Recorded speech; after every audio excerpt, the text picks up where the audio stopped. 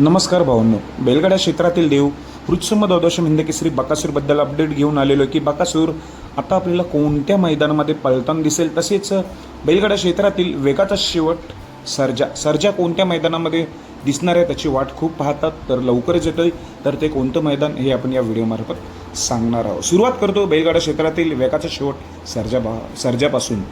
पैलवान अभिजित भैया पवार फलटण यांचा जो सर्जा आहे तो बरेच दिवस कमेंटद्वारे सारखं विचारतात की सर्जा कधी दिसेल. तर येतोय आता. मोठं मैदान गाजवायला येणारं मोठं मैदान म्हणजे मौजे पिंपलगाव नाशिकचं ते मोठं मैदान आहे. त्या मैदानामध्ये आपल्याला 22 मेला सर्जा पळताना दिसणार आहे. वेगाचा शेवट सर्जा चांगल्या पायऱ्यामध्ये दिसणार आहे, तो पळताना दिसेल आपल्याला 22 मे रोजी. राहिला बकासूरची चर्चा जोरातच असतोय. बकासूर कधी दिसेल तर तुम्हाला मी एक अंदाजित सांगतो. 22 तारखेला तर 100% पळणार आहे. 22 तारखेला सर्व टॉपचे नंदी दिसणार आहेत. त्यात आपला बकासूर देखील 100% पळणार आहे. मौजे पिंपलगाव नाशिक येथे मोठं मैदान आहे.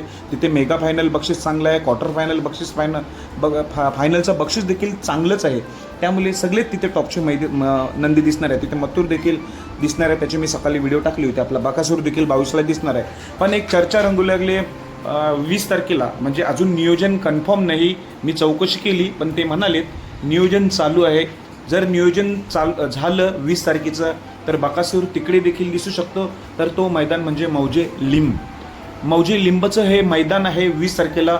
या मैदानात अजूनपर्यंत नियोजन फिक्स नाही, नियोजन चालू आहे, पण 22 तारखेला नक्कीच आहे.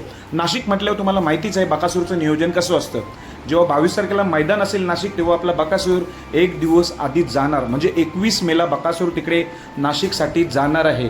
त्यामुळे 20चं नियोजन अजून कन्फर्म नाही, नियोजन चालू आहे. मौजे लिंब मैदानाचं जर नियोजन झालं तर 20ला कदाचित दिसू शकतो, नाहीतर 22ला तर बकासूर दिसणार आहे, एवढं निश्चित. धन्यवाद.